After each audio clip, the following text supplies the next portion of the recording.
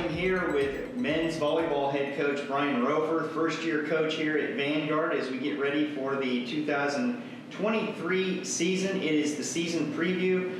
Coach, welcome. Thank you for spending some time with us. You took the job in November, so I'm sure it's been kind of a whirlwind thing here with you trying to get acclimated to the program, the players, and everything. How's that journey been, and what have been some of the challenges that you faced? Well, just the whole idea of getting a new job. There's a lot of onboarding type meetings you have to go to, a lot of administrative things that have to be taken care of. So it's been difficult because I love coaching. The coaching part is what I love. I love being in the gym with these guys. It's a great group of kids, but it's been a struggle. You know, we're building a new gymnasium on campus. So we're kind of moved around practice times here in the gyms, but our guys have been pretty resilient. They're working hard, and you know, the honeymoon phase is over right now. I think that they're getting to know me, I'm getting to know them. You know, the past coach, he was a great coach, but we are completely different in our philosophies. My main goal is to get our players to compete and get them ready, not just for competition here and winning at Vanguard, but also when they graduate, move on to be fearless in what they do. So it's been a struggle because of the time commitments and all the other things that have to be taken care of. But we're getting to the point now where we're getting ready to start our season, and our guys are figuring me out, and I'm kind of meeting them in a whole new way. And it's good, it's exciting, it's something I've never had to really deal with before, but it's a good thing, and we're all accommodating our personality differences with the common goal of just winning. So You've had a lot to unpack. I mean, trying to get to know 22, 24 players on this roster, and you mentioned new philosophies. So as you've gotten to know this roster, can you talk about that process and then how they have fit the new philosophy that you're trying to implement as far as the way that you're going to be playing? Well, we have some very good returning players. We have a couple All-Americans that are returning, and we also have a lot of new players who are new to the program. For me, it's going to the gym, compete every day. You focus on your repetitions. Good repetitions help you win. Bad repetitions, you're training yourself not to win. Some of the older players, it's just different. They're set in their ways, and it took a while to get them to understand me. But they're competitors. So it's just understanding and trusting each other. There's a trust that has to be built in order for a team to succeed, and I think we're getting to that trust. The past coach had already developed it. He recruited these players, and some of them have been here since the inception of the sport here. So, you know, with Kyle, for instance, and Matt, they're starting to understand that, yeah, they were the guys on this team, but it doesn't necessarily mean they can sit back and cruise. And, you know, the great competitors want to be pushed. And I think we got to that understanding fairly recently with one of them, but from the very beginning with another. You mentioned Kyle Onema. He has been here since the inception of the program. He is a three-time All-American Player of the Year type candidate. How has that relationship been, and how has his leadership as a senior in this program helped the team, I guess, adapt to a new system here? I think with me and my relationship with him, he's understanding how important he is to me as a coach and to his teammates. And he's, you know, the first month or so of watching him compete, he's really hard on himself. And understandably so, all athletes are like that. But he has to understand, and he is understanding, that his attitude and his experience and legacy for this team is what he's going to bring with his teammates. And he's starting to realize that his importance is leading this team and showing them how to compete, and not necessarily just be playing within himself, but for his team, and lead them, because, you know, he's a natural leader and guys look up to him, and that's something that you're born with, and you can kind of nurture it in the right direction. And I think our understanding now is he gets it. I mean, he's one of the best outside hitters I've ever coached, and I've coached a lot of very good outside hitters, and he's as good as any of them. His teammate, Matthew Rusin, also an All-American, two-time All-American, brings another level of offensive firepower to the team. And so how has he been in terms of his adjustment to your system? Well, Matt is an outstanding offensive threat, and he continues to show that on the court. Will Anderson, who was new to the team, I believe he was the player of the year at Orange Coast College last year, is pushing. There's competition at that spot, and I think Matt's realizing it, and he's stepping up to that now. And the most you can ask for as a coach is a competitive environment in the gym, day out and day in, because that carries over to your competitions. And right now in that spot is a dogfight between the two.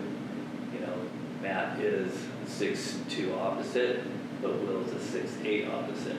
So all things being equal, exactly across the board, it's not rocket science to know who's going to be the guy on the court. But it's not set in stone, and both of them bring, valuable tools to the team. We had before you got here, there was an All-American setter, Bryce Thompson, who's now graduated the program, so we'll have someone new directing the offense. Who has been competing for that position, and how do you expect that to kind of work its way out, as we get toward the start of the season? Well, we had before I was brought on board, there was a setter, Ryan Smith, who transferred here, and he's very, very good. He unfortunately sprained his ankle in one of the early fall tournaments, and I haven't been able to work with him, or hasn't been able to play until the last couple of weeks. That being said, Andrew Piloto was the backup setter, and he's done an extremely good job, got a lot of experience. Ryan's back in the mix now, and so again, the practices in the last week have just become extremely competitive. And but then again, it comes down to, if they're the exact same players talent-wise, you have Andrew, who is 6'2", and you have Ryan, who is 6'8". So these guys are pushing each other. I have all the confidence in the world I can put either of those guys on the court.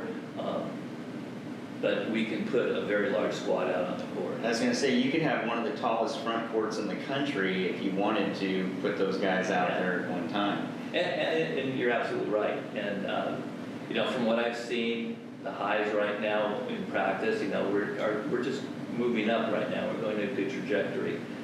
But the team that we could put out there could be an extremely good blocking team, obviously, and we can score a lot of points in that and be very aggressive there, which is kind of my philosophy where I come from, because you can side out, but where you're going to win is at the net. If you can block a few balls, that makes all the difference in the world.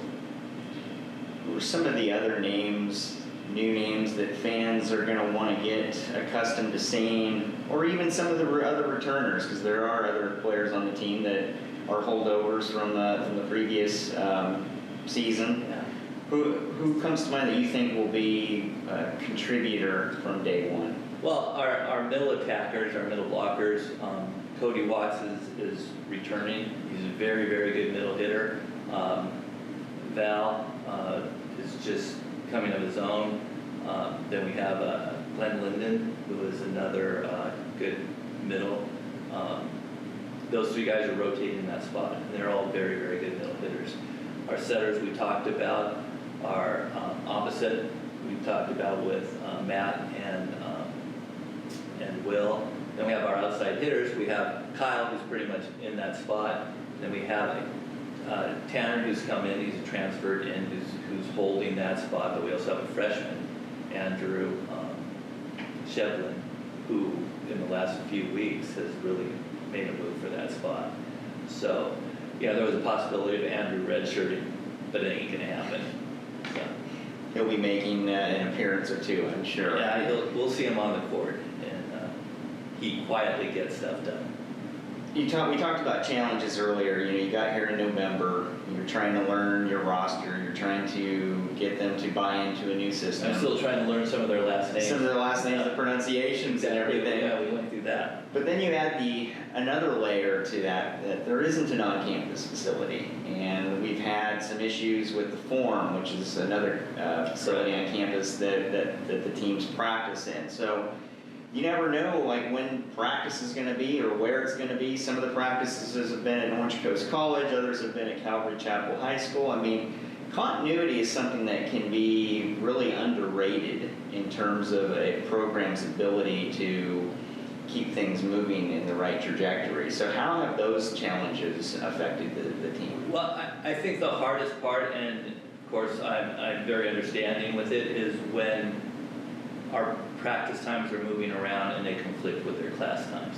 The class always takes priority. No one's going to be, punished because they missed practice because of the class.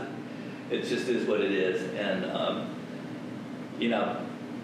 changing venues, the adversity. You can look at it one or two ways. You can look at it as a bad thing, or you can look at adversity builds character.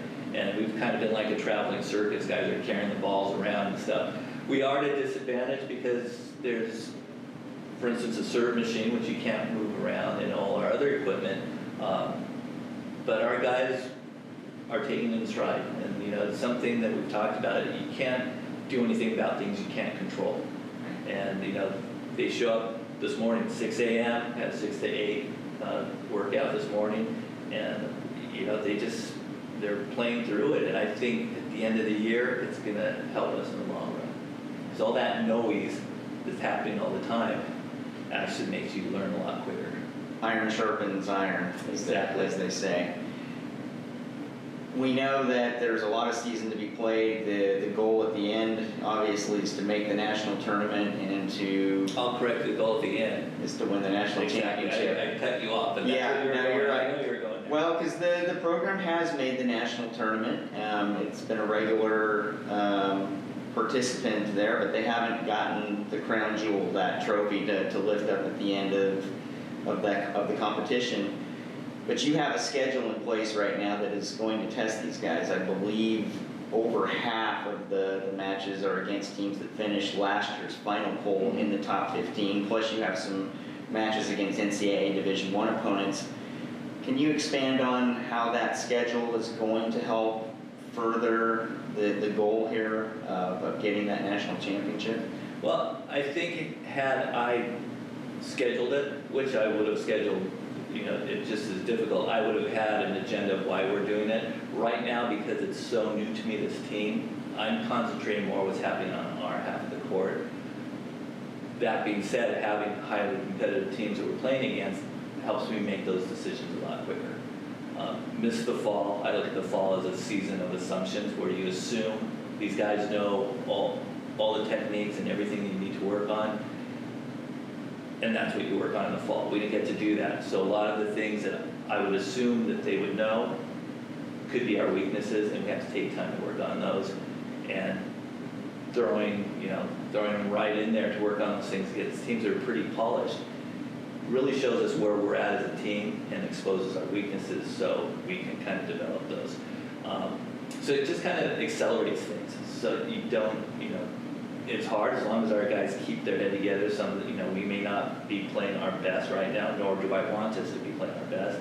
And I may not have the guys I think that should be out there at the end of the year, out there on any given night. Because I still need to see the competitive desire, how guys play under pressure, and how are they going to play when, they're playing against one of the top teams in the country. Which doesn't mean, I've coached a lot of teams and been around this a long time, and this Vanguard team, these guys on this team, they can be as good as any team in this country, and it's up to them. And I've told these guys more than once that winning the national championship for me is about them winning.